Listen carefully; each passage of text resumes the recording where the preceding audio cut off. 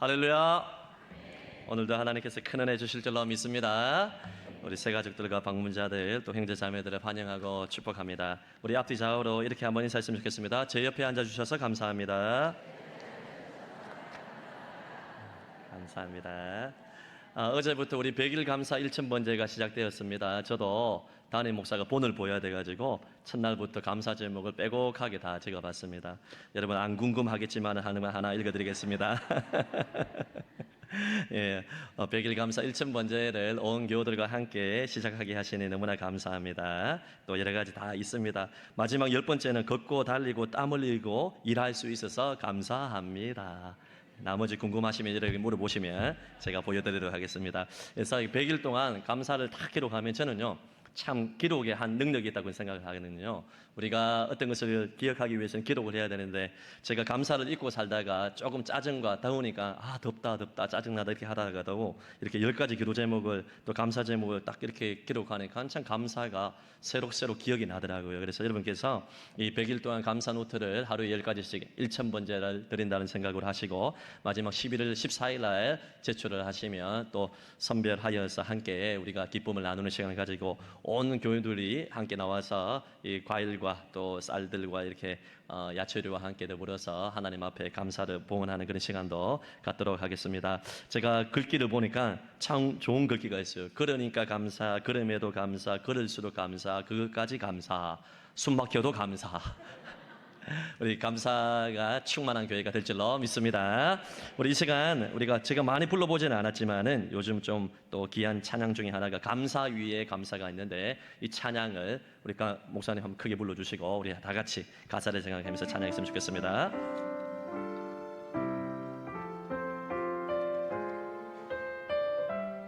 겸손히 올리는 나의 기도. 겸손히 올리는 나의 기도 간구보다 감사를 드립니다. 응답하심도 거절하심도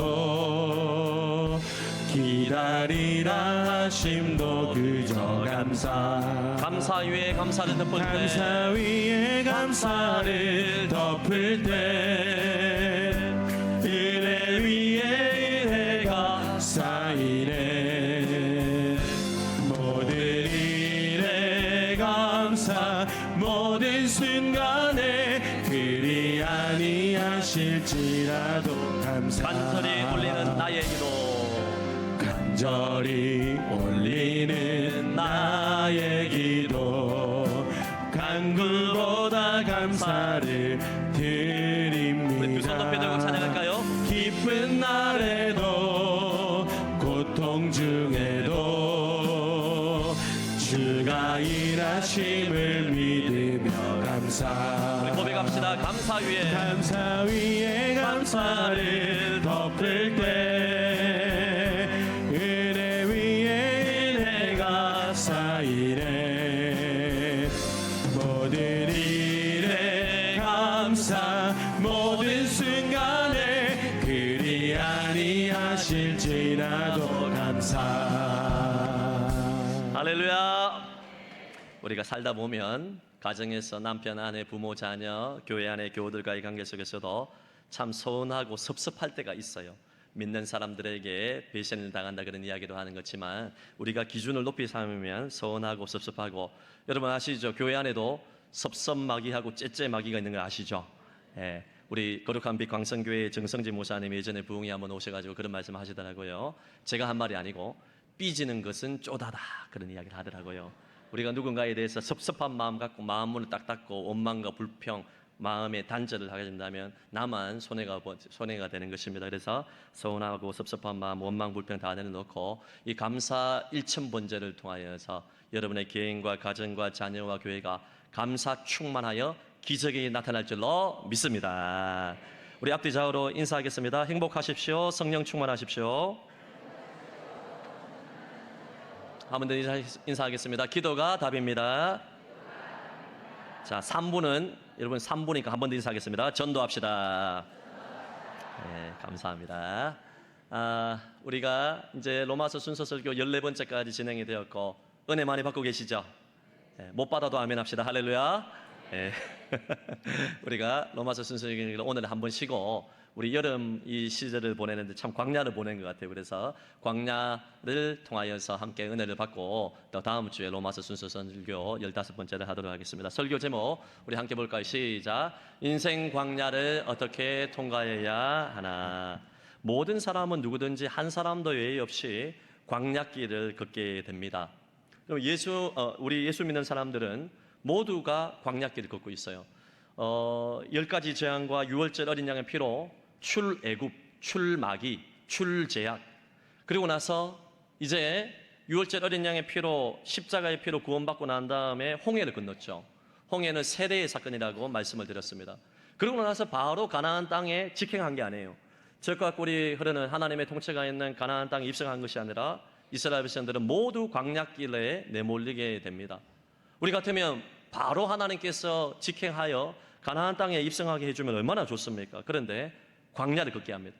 광야길에는 사랑했던 사람이 떠나기도 하고 생활에 어려움도 오고 사업과 직장에 고통이 오기도 하고 질병이 나타나기도 하고 큰 문제의 사건들이 수시로 우리에게 찾아오게 됩니다. 광야는 외로운 장소고 불편한 장소고 실패의 장소고 고난의 장소입니다. 내일을 알 수 없는 예측 불허의 장소입니다. 그러나 여러분 기억하십시오. 광야는 형벌의 장소가 아니라 하나님의 은혜가 있는 곳입니다. 여러분. 하나님이 계시면 되는 건 아니겠습니까? 하나님께서 우리를 훈련시키는 그러한 장소입니다. 광야로 보낸 목적이 있습니다. 목적 없는 고난이 없어요. 신명기 8장 2절 말씀 우리에게 이렇게 말씀하고 있습니다. 시작. 내 하나님 여호와께서 이 40년 동안에 내게 광야길을 걷게 하신 것을 기억하라. 이는 너를 낮추시며 너를 시험하사 내 마음이 어떠한지 그 명령을 지키는지 지키지 않는지 알려 하심이라. 아멘. 하나님이 우리를 광야로 보낸 이유가 다 있어요. 우리 다음 세대 아이들도 지금 유치, 초등부, 유아이들도 전부 다 지금 3부 예배 또 많이 참석하고 계신데요. 우리 어린 아이들도 광야길을 걷고 있습니다. 우리가 봤을 때는 너희들이 힘든 게 뭐가 있노? 저희들한테 물어보세요. 인생이 고달픕니다, 여러분. 자기들이 많이 부르는 찬양이 요즘 있어요. 고단한 인생길. 초등학교 2, 3학년에 진짜 눈물 흘리면서 부르는 거 봤어요, 제가요. 학원을 5개, 6개 다니면서 인생이 고난이고 광야고 이렇게 고백을 하더라고요. 실제 있었던 일입니다. 모두가 광야길을 다 걷고 있는데요. 여러분, 광야로 보낸 이유가 뭐냐면 우리를 낮추시고 시험하사 등 따시고 배부를 때뿐만 아니라 광야길 걸어갈 때도 말씀을 지키는지 안 지키는지 하나님이 우리를 연단하시고 훈련하신 장소. 높은 곳에서 낮은 곳으로 물이 흐르듯이 하나님의 은혜는 겸손한 자에게 임하게 됩니다. 무리의 마음이 낮춰지지 않으면 은혜를 소중함을 몰라요. 그래서 이스라엘 백성들을 광야에서 완전히 낮추셔서 오직 하나님만 의지하고 오직 기도와 말씀으로 살아가게 하고 그 다음 말씀 보게 되면 사람의 입에서 나오는 이 사람이 떡으로만 살 것이 아니에요. 여호와의 입에서 나오는 모든 말씀으로 살 것이니라. 이것을 깨닫게 하기 위해서 우리를 낮추시는 장소, 은혜 받게 하는 겸손의 장소가 바로 광야의 장소입니다. 그래서 여러분에게 모든 광야를 허락해 주는 것입니다. 여러분, 광야길은 없고의 연속입니다. 이스라엘 백성들이 원망하고 불평할 때 다 맞는 말입니다. 광야에 무화과 없고 포도 없고 먹을 것이 없고 마실 것이 없고 나중에는 마늘도 없고 부추도 없고 이스라엘 백성들이 막 삼겹살에 쌈 싸먹는 거 좋아하는 것 같아요. 막 마늘도 없고 부추도 없고 망고 제 성경 해석인데요. 여러분, 그래서 이것도 없고 저것도 없고 저것도 없고 다 맞는 말입니다. 틀린 말이 아닙니다. 그런데 광야에는 하나님이 계십니다. 이것을 알게 하도록 하여서 광야로 보냅니다. 그래서 오늘 말씀을 통하여서 이스라엘 백성들이 광야를 어떻게 잘 통과했는지 우여곡절이 있었지만은 우리가 이것을 반면교사로 삼고 또 배울 것은 배우면서 광야를 잘 통과하는 지혜와 은혜를 받기 원하는데요. 광야를 잘 통과하기 위해서는 첫째 따라하겠습니다. 비전을 굳게 붙들라. 비전을 굳게 붙들라. 하나님이 모세에게 사명을 비전을 주시는 장면입니다. 모세뿐만 아니라 이스라엘 백성들 전체에게 우리에게 주시는 비전인데요. 그 비전이 뭐냐? 아주 불가능해 보이는 비전인데요. 오늘 3장 10절에 보게 되면 이제 내가 너를 바로에게 보내어 너에게 내 백성 이스라엘 자손을 애굽에서 인도하여 내게 하리라. 주어가 하나님입니다. 내가 하겠다는 것입니다. 하나님이 이 모세를 바로에게 보내요. 한번 생각해 보세요. 모세는 40세에 살인자가 되었고 도망자로 살며 미디안 광야에서 장인의 밑에서 여러분 무명자로서 죄책감과 실패의식을 가지고 무려 40년 동안 이제 낭을 지어서 80노인이 되어서 이제 모든 것이 약해진 마음이 얼마나 둔해졌겠습니까? 그리고 그저 그런 인생을 살고 있었습니다. 그런데 80의 어르신이, 노인이 세계 최강국인 애굽의 그러한 군사 통치 아래에서 이렇게 억압을 당하고 있는 200만 명이 넘는 사람들을 무슨 수로 끌어냅니까? 도저히 불가능한 것입니다. 이 사람의 힘으로 할 수 없는 것입니다. 용인제일교회를 목회하시는 임병선 목사님, 작년에 우리 장로님들과 함께 교회를 탐방을 했는데 그 말씀을 하시더라고요. 교회 목회를 하고 건축을 할 때 정말 우리가 사람이 할 수 있는 것을 한다면 그것은 근면과 성실로 사람이 이룬 사람의 비전이지 하나님의 비전이 아니라는 것이죠. 목회를 할 때도 사업과 직장의 모든 일을 할 때도 일생을 살아갈 때도 우리 눈에 보이기에는 불가능해 보이지만은 하나님이 비전을 주었다면, 하나님이 사명과 말씀을 주었다면 하나님이 주가 되셔서 나를 통하여 모든 일을 이끌어 가실 줄로 믿습니다. 사람이 할 수 있는 것은 비전 아닙니다, 여러분. 우리가 모든 사람에게, 예수 믿는 사람들에게 준 비전이 복음 전파와 영혼 구원이라고 제가 재차 강조하지 않습니까? 복음 전파와 영혼 구원도 생각해 보세요. 기도와 섬김으로 불신자를 초대하여 말씀을 듣게 하는데, 여러분, 불신자는 허물과 죄로 죽은 존재이고 마음이 완악하고 둔하여져서 영안이 가려워졌기 때문에 말씀을 듣고 인간적인 설득과 이런 언변의 재주와 우리가 사람을 초청하여 그들에게 좋은 것을 해준다고 해서 우리가 초청하는 것은 너무나 중요한 일이지만은 사람의 마음의 문을 열 수 있는 것은 하나님이십니다, 여러분. 하나님만이 하시는 것입니다, 여러분. 인간이 할 수 없는 것, 하나님께서 하시는 것, 이 하나님이 주신 비전을 우리가 굳게 붙들어야 됩니다. 모세는 40년 동안 무명자로 살면서 하나님이 나타나셔서 너를 통하여서 애굽에서 고통당하는 사람들, 그들의 울부짖음을 들었기 때문에 내가 너를 통하여서 이스라엘 백성들을 출애굽시키겠다는 이 말을 듣고 너무나 놀라게 됩니다. 그래서 모세의 반응이 뭐냐면 당연한 반응이에요. 모세가 하나님, 내가 누구길래 그런 일을 합니까? 나는 자격이 없습니다. 무능합니다. 할 수 없습니다. 실패자입니다. 죄책감에 찌들어 있는 그러한 사람입니다. 나이가 들었습니다. 못합니다. 말을 못합니다. 못한다고 이야기를 합니다. 다 맞는 말입니다. 이해가 됩니다. 근데 여러분 한번 생각해 보세요. 내가 누구이기에 저와 여러분에게 적용을 하면 여러분은 누구입니까? 나는 누구입니까? 한번 생각해 보세요.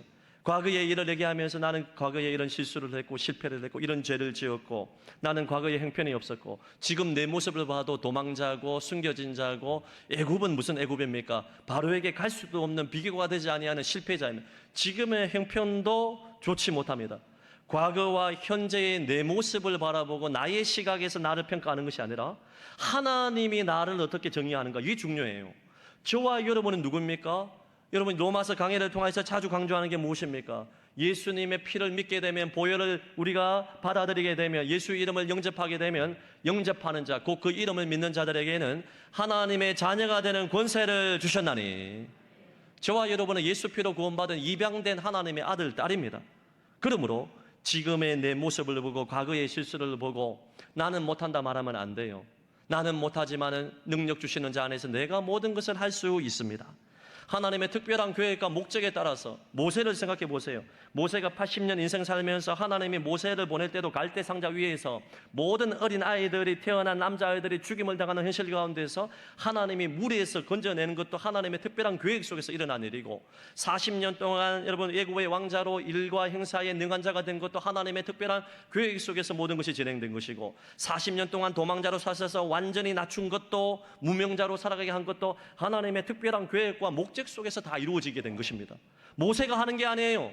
하나님이 비전 주셔서 하나님께서 다 이루십니다. 중요한 것은 모세가 나는 못하지만은 주님 안에서 할 수 있습니다.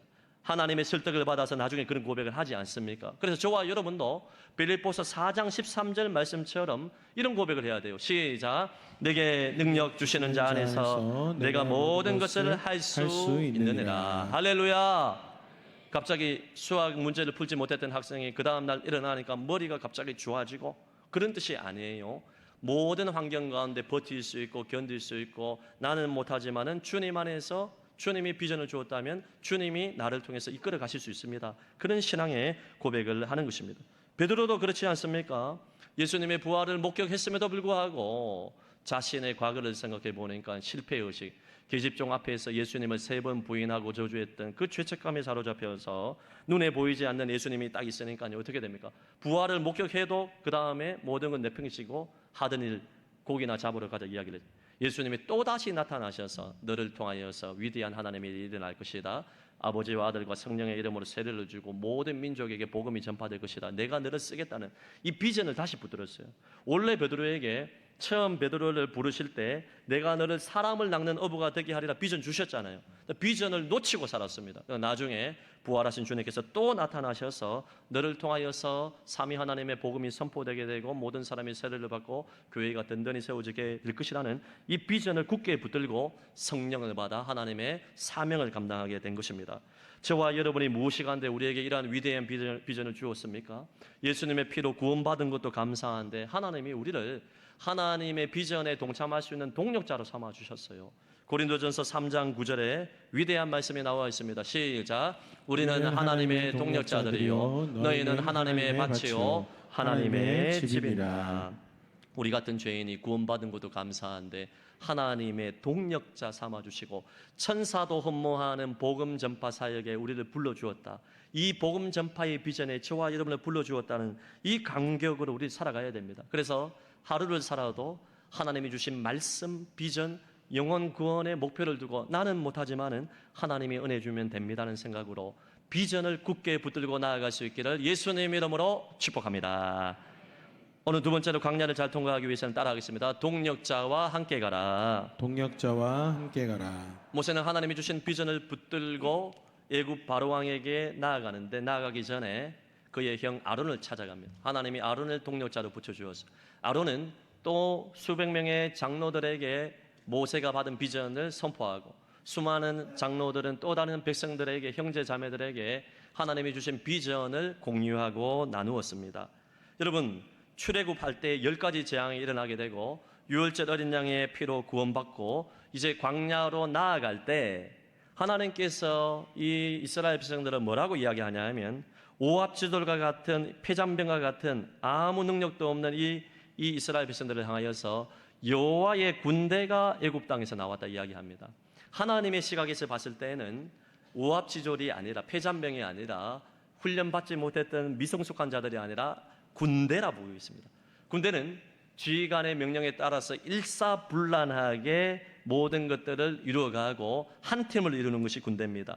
당나라 부대가 되게 되면 지휘관이 명령을 하는데도 그것을 거부하고 자기들끼리 막 싸우게 되면 아무 전쟁도 할 수 없어요.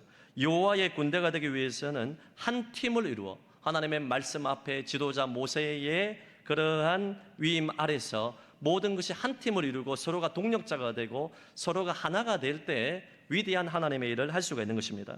고린도전서 1장 10절에 분쟁하고 있는 교회를 향하여서 고린도 교회를 향하여서 사도 바울이 건면합니다. 시작.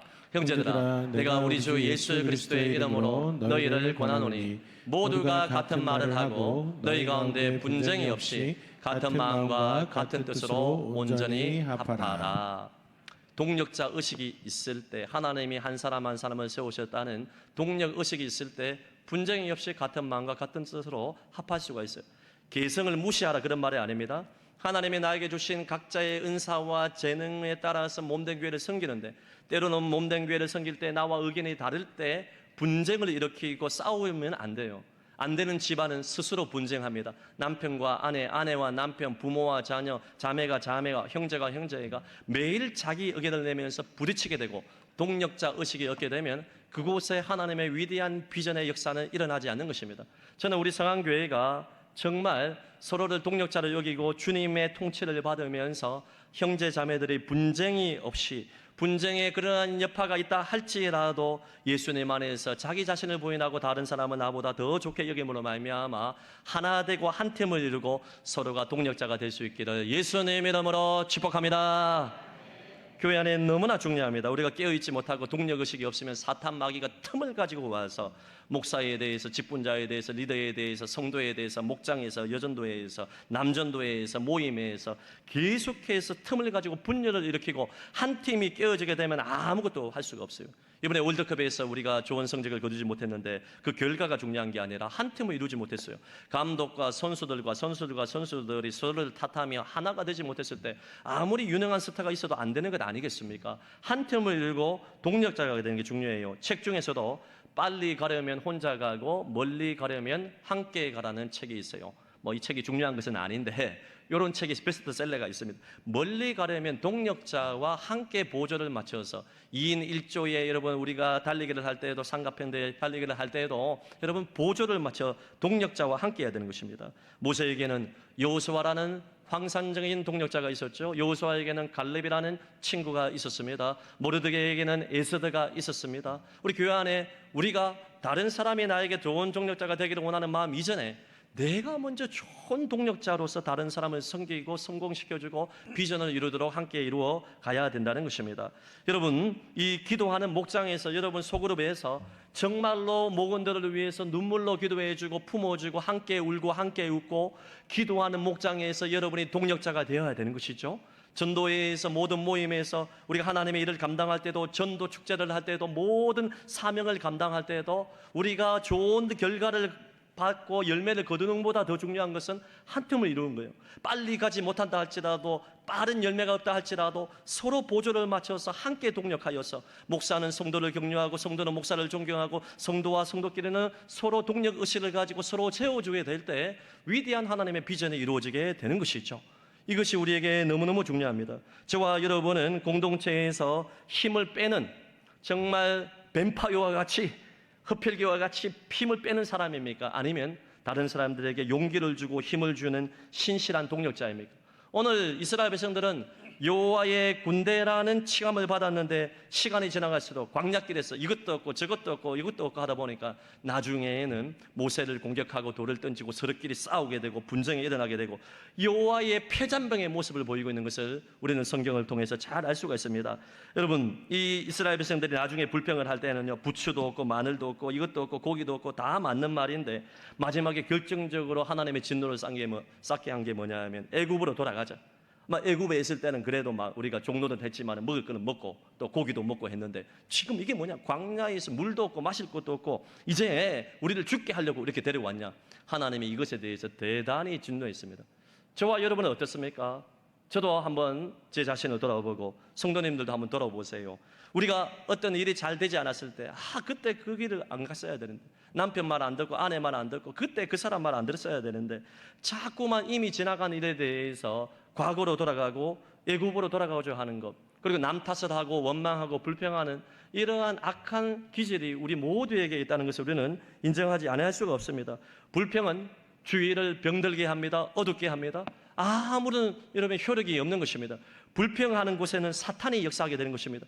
동력자에 대해서 서로 감사하고 한 팀을 이루고 분쟁이 없이 같은 말을 하고 같은 마음을 하는 곳에는 성령이 역사하지만은 불평하고 원망하고 애굽으로 돌아갔어야 되는데 남 탓을 하는 곳에는 결코 아름다운 열매가 맺힐 수가 없는 것입니다.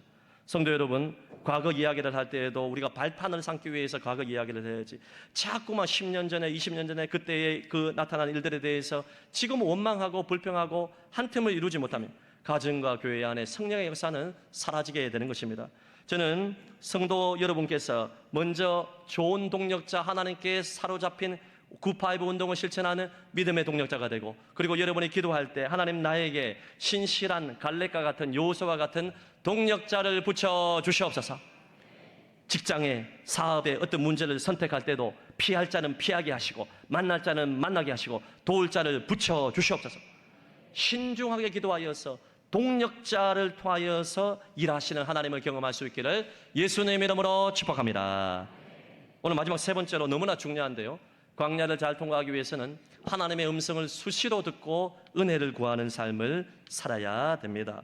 성도 여러분, 모세가 잘했던 게 뭐냐 하면 문제만 생기면 엎드립니다. 이스라엘 백성들이 불평하여 돌을 던지면 엎드립니다. 여러분 같으면 어떻게 하겠습니까? 종노릇 하고 있는 430년 동안 고난당하고 있는 백성들을 기가 막히는 하나님의 은혜로 지도자가 되어서 모세가 얼마나 고생 많이 했겠어요. 너희들이 어떻게 나에게 이럴 수가 있냐, 이렇게 이야기할 수 있음에도 불구하고 엎드렸습니다. 마라의 썰물을 만나도 엎드려요. 광야길에서 고기가 없어도 엎드립니다. 먹을 음식이 없을 때도 하나님께 엎드려요. 다윗도 잘한 게 뭐냐면 하나님 앞에 늘 엎드려요. 하나님께 물어봅니다. 어떻게 해야 되는지 묻습니다. 시편에 73편이 다윗의 시편인데, 다윗이 제일 잘했던 게 뭐냐면 늘 하나님께 엎드려서 하나님의 음성을 듣기 원했고 그 은혜를 간구하는 삶을 살았습니다. 모세가 얼마나 많이 엎드렸는지 출애굽기 33장 11절 말씀 보게 되면, 사람이 친구와 이야기한 같이 여호와께서는 모세와 대면하여 말씀하시고, 모세의 시종이었던 여호수아는 더합니다. 진으로 돌아오나 눈의 아들 젊은 수종자 여호수아는 회막을 떠나지 아니하고 하나님께 엎드렸다는 것입니다. 엎드리는 인생이 반드시 성공합니다. 여러분, 제가 이번에 기도 컨퍼런스를 다녀오면서 다시 한번 하나님 앞에 기도하기로 작정하고 결단을 했는데요, 목회자가 엎드리고 교육자가 하나님 앞에 엎드리고 온 성도들이 함께 금요 성령 집회 나와서 엎드리고 부르짖고 간구하고 침묵으로 기도하고 말씀을 사모하고 말씀과 기도로 하나님께 묻고 하나님께 엎드리게 되면 반드시 하나님이 길을 낸다는 것을 알게 됩니다. 내 뜻대로 되지 아니하고 하나님이 가장 좋은 길로 인도하십니다. 광야로 몰아가는 것 같지만 궁극적으로 하나님이 젖과 꿀이 흐르는 가나안 땅에 입성하게 하는 것, 하나님 앞에 엎드리는 인생에게 하나님이 은혜를 베푸십니다. 하나님께 엎드리지 않으면 우리가 내 힘으로 모든 것이 됐다고 착각해서 하나님을 잊어버리게 됩니다. 하지만 엎드리는 인생은 하나님이 하셨구나, 이것을 깨닫게 됩니다. 백영용 목사님께서 1월 달에 오셔서 우리에게 새벽기도 강조하시고 금요 성령 집회 기도가 답입니다, 기도가 고도를 결정한다, 그렇게 많이 강조하셨잖아요. 제가 목사님께 그랬습니다. 한 7개월 지나니까 목사님 약발이 좀 떨어져가지고 우리 성도들이 새벽기도 올 사람이 안 오고 있습니다. 제가 일러 바쳤습니다. 제가요. 네. 이러면 목사님이 딱 하면, 강 목사, 엎드리는 인생, 엎드리는 목회자가 반드시 하나님 열매 주신다. 그래서 엎드리고 기도가 답이라는 것을 또다시 도전을 받고 제가 오게 되었는데요, 실제로 그렇습니다. 우리가 스펙, 학력, 경력 모든 거 다 중요하죠. 그렇지만은 엎드리지 아니하면 하나님의 역사는 없는 것입니다. 지금도 여러분 하나님의 음성이 있습니다. 예수님께서 말씀하셨죠. 내 양은 내 음성을 들으며 이야기합니다. 하나님의 음성이 다른 사람은 듣지 못하는데 나만 신령하게 천사의 음성을 듣고, 그런 음성이 아니에요. 66권의 계시의 말씀이 완성된 다음에 말씀을 묵상하고 리딩 지저스를 하고 설교를 듣는 가운데 성령께서 하나님의 음성을 듣게 하고, 기도하고 엎드리고 침묵으로 기도하고 부르짖어 기도할 때 하나님이 세미한 음성 주시고 청청병력과 같은 음성을 주시고, 엘리야가 이제 모든 것 다 끝났습니다, 나는 조상들보다 낫지 못합니다, 나를 죽여달라고 기도했을 때 로뎀 나무 아래에서 세미한 주님의 음성을 듣고 용기 백비하여 일어나 사명을 감당했잖아요. 지금도 하나님의 음성이 있어요. 내 양은 내 음성을 듣나니. 여러분은 목자의 음성을 매일 듣고 있습니까? 아니면 여러분 마음대로 방황하는 양떼와 같이 그렇게 살고 있습니까? 하나님 앞에 질문해 봐야 돼요. 새벽마다 첫 열매를 들으며 만나를 먹으며 하나님의 이슬과 같은 은혜를 받아 주의 음성을 듣고 모든 일을 결정합니까? 아니면 내 뜻대로 내 욕망대로 바쁘다는 핑계로 기도 없이 살고 있지는 않습니까? 은혜를 간구하는 자에게 주십니다. 여러분, 마틴 루터 목사님이 아침에 일어나 1시간씩 기도했지만은 바쁘고 힘들고 스트레스가 많고 고난이 많을 때는, 광야를 지날 때는 2시간씩 기도한다고 했습니다. 뭐 시간이 중요합니다. 엎드릴 때 하나님의 음성을 듣기 때문에 그런 것입니다. 성도 여러분, 우리는 기억을 해야 됩니다. 하나님 앞에 엎드려야 되는 것입니다. 주님의 음성을 듣게 되면 비전을 향하여서 달려갈 수 있지만 사탄의 음성은 무엇입니까? 할 수 없다, 하면 안 된다. 비전을 향해 나아가는 자들에게 소원한 마음, 섭섭한 마음, 불평의 마음을 갖게 하고 절망하고 열등감을 갖게 하고 포기하게 만드는 것이 사탄의 음성이에요. 지금도 우는 사자와 같이 사탄은 계속해서 우리를 공격하는데, 성도들이 하나님 앞에 엎드리지 아니하니까, 은혜를 간구하지 아니하니까 하나님의 인도를 받지 못하는 것입니다.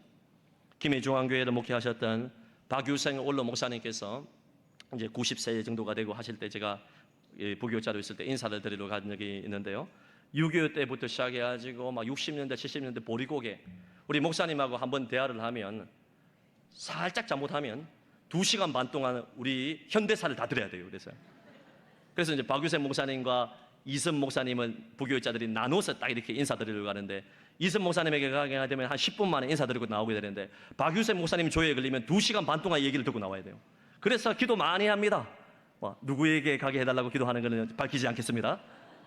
제가 한 2번 갔는데 하여튼간에 시급했어요.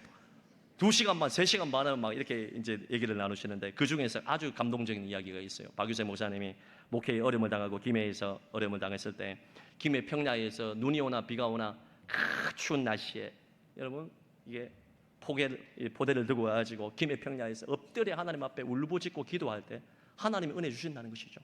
하나님이 전도 대상자를 만나고 싶은 마음 주시고 또 누군가를 찾아가라 신방하라 마음을 주셔서 딱 찾아가면 그 사람이 마음의 문을 열고 예수님을 영접하고 실망한 자들이 위로를 받고 목회를 하나님이 기도로 통해서 다 해결해 주셨다는 것입니다. 그래서 엎드리는 인생이 중요하다. 그 마음판에 제가 참 기억이 많이 납니다. 그래서 제가 어려움이 있고 저도 스트레스가 있고 또 고난이 있을 때마다 이 목사님의 얼굴이 생각이 나요. 그래서 막 김해 평야에 가가지고 기도하고 와야 되나 생각이 드는데 부산 평야에 가가지고 을석도에 가가지고 막 기도하고 막 눈이 오고 눈이 잘 안 오지만은요 이 더운 날씨에 혼자 땀 흘려서 기도하고 있다면 제가 그럴 수도 있습니다. 제가요. 그래서 우리가 엎드려서 기도하는 인생에게 은혜 주시고 하나님 음성 들으시고 하나님 음성 들으면 됩니다, 여러분. 은혜 받으면 됩니다, 여러분. 그래서 은혜 받기 위해서는 하나님 앞에 절대적으로 엎드리고 기도해야 되고 간구해야 됩니다. 하나님의 음성을 듣지 않고 어떻게 살아요? 말씀의 은혜 없이 기도의 은혜 없이 내 뜻대로 하니까 안 되는 것이죠. 여러분 이스라엘 백성들이 평소에 경험하지 못한 은혜는 광야에서만 경험했어요. 이 만이라는 말이 중요해요. 광야에서도 다른 데서도 아니에요. 광야에서만 구름기둥과 불기둥이 있었죠.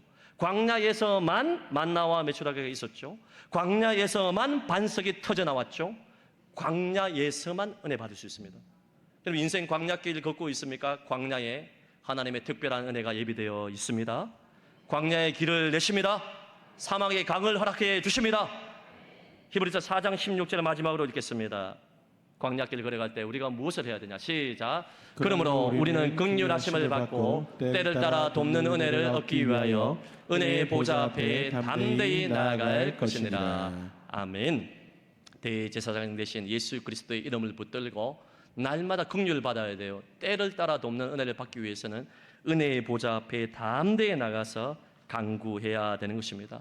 모세도 시편 73편 57편 1절에 내게 은혜를 베푸소서 내게 은혜를 베푸소서 내 영혼이 주께 피하고 주의 그늘 아래에서 이 재앙들이 재앙하기까지 피합니다. 기도하면서 은혜를 베푸소서 은혜를 베푸소서 은혜를 베푸소서 하나님의 음성을 듣고 모든 일을 행했잖아요. 여러분 고난당하면 자포자기하고 신세한탄하고 무너지는 사람이 있는 반면에 스스로 하나님의 이름을 부르며 용기 백배하여 일어나는 사람이 있습니다. 다윗 보세요. 시글락에서 400명의 시글락에서 어떤 일이 일어났습니까? 모세가 블레셋과의 이 전쟁에서 동참하여서 군대를 이끌고 남성들과 함께 이제 나아갔는데 여인들과 아내가 그리고 모두 아말렉에 의하여서 사로잡혀 가게 됩니다. 그리고 집이 다 불탔댔어요. 인생 끝장났습니다, 여러분. 아내, 어린아이, 모든 소수민족이 완전히 사라진 거예요. 재산도 다 나갔어요. 그런데 어떤 일이 났습니까? 그보다 더 비참한 일은 자기를 따라 나갔던 이 수하의 이 군사들이 그렇게 좋을 때는 모세를 존경하고 따르다가 아내와 여인들이 다 잡혀가니까 그 심정은 이해되지만 모세 잘못이 아니잖아요.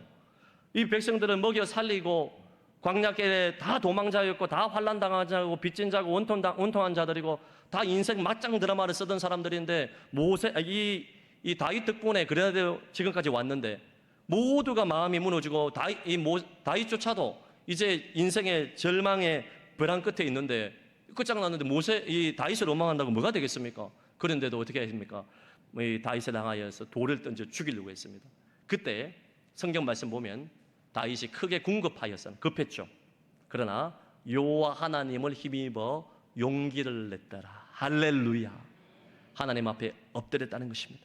엎드려서 스스로 하나님의 이름을 부르며 부르짖고 간구하여 하나님의 도움을 구했을 때 하나님께서 용기를 주어서 다시 아말렉을 추격할 수 있는 길, 그리고 그 종을 만나서 버림받은 종을 통하여서 길의 지도를 받고 하나님의 은혜로 모든 것이 여러분 해피엔딩으로 끝난 거 우리가 알고 있지 않습니까? 다윗은 다급했을 때 여러분 엎드려서 하나님의 은혜를 간구했습니다.